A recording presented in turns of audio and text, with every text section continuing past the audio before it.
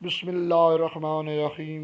अल्लाहुम्मा सल्लि अला मुहम्मद व आले मुहम्मद।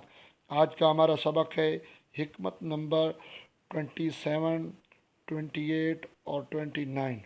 मौला अमीर कायनात अली इब्न अबी तालिब अलैहिस्सलाम ने फरमाया, हिकमत नंबर 27, बेहतरीन जोत का मख्फी रखना।